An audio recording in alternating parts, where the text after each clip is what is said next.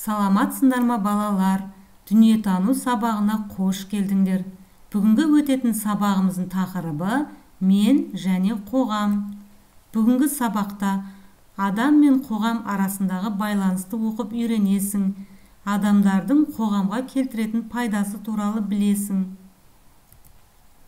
Жалпы қоғам деген не? Қоғам бірлескен адамдар ортасы. Біз үнемі адамдардың арасында жүреміз.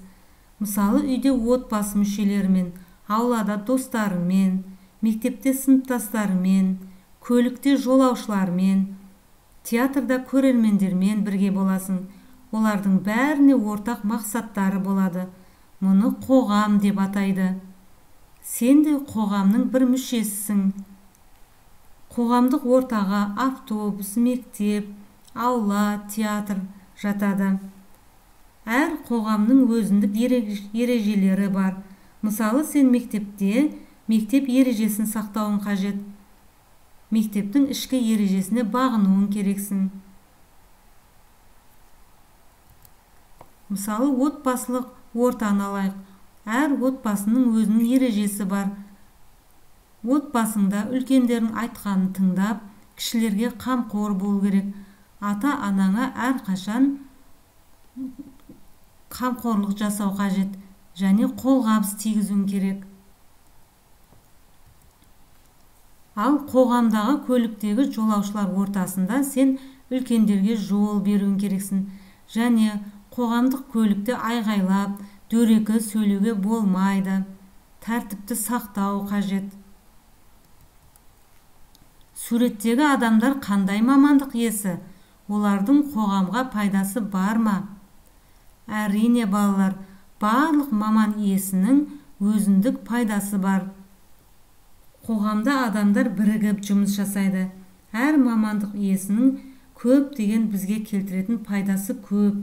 Адамдар еңбек етіп, еліміздің дамуына зор үлес қосады. Мысалы, ұстаздар сапалы білім, саналы тәрбие береді. Ал бишілер адамға көңіл күй сыйлайды. Дәрігерлер салауатты өмір салтын қалыптастыруға көмектеседі. Аспаздар жақсы дәмді ас пісіреді. Сол сияқты барлық маман иесінің қоғамға келтіретін пайдасы өте көп. Адамдар еңбек етпесе қоғамда қандай жағдай болады? Балалар, адамдар әр түрлі еңбек етеді. Мысалы, біреулер жүргізуші, комбайншы, геолог, құбыр төсеуші болады. Әр қайсының өзіндік ерекшеліктері бар. Және олардың қоғамға келтіретін пайдасы өте көп. Балалар, қоғам мүшелеріне кімдерді жатқызуға болады екен? Олар бір-біріне қандай көмек жасай алады? Сен қоғамға қандай көмек көрсеттің?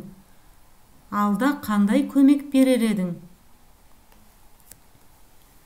Сендер қайда барсаңдар да айналаңда адамдар болады. Адамдар бір-біріне көмектесу керек. Бұл қоғамдағы адамдардың өзара қарым-қатынасы. Сен де адамдарға көмектесе аласың. Еш қиындықсыз айналаңдағы тазалықты сақтауға үлес қосасың. Мысалы, табиғатты қорғау, құстарды қорғау, үлкендерді сыйлау, кішілерге қамқор болу. Міне осының өзі сенің қоғамға келтіретін пайдаң болып табылады. Есіңде болсын, әр адам қоғамның бір мүшесі. Кез келген қоғамның негізгі тәртібі бір-біріне деген құрмет пен сенім. Адам қоғамға пайдалы іс істеуі, өзінің және басқалардың заттарына ұқыпты қарай білуі керек. Ал енді балалар, күн шуағы әдісі бойынша өзіміздің қандай қоғамдық ортамен байланыста екенімізді айтып өтейік. Мысалы, сен отбасы мүшелерімен, сыныптастарыңмен, достарыңмен, көршілеріңмен, ал үлкен кісілер үлкейген кезде қызметтестеріңмен және туысқандарыңмен араласасың. Міне осының өзі қоғамдық ортаға жатады. Сен қоғам мүшесісің. Яғни қоғамның бір мүшесі болып саналасың. осыны есіңде сақта. Балалар, осымен сабақ аяқталды. Сендерге сабақ түсінікті болды деп ойлаймын. Келесі кездескенше сау болыңдар.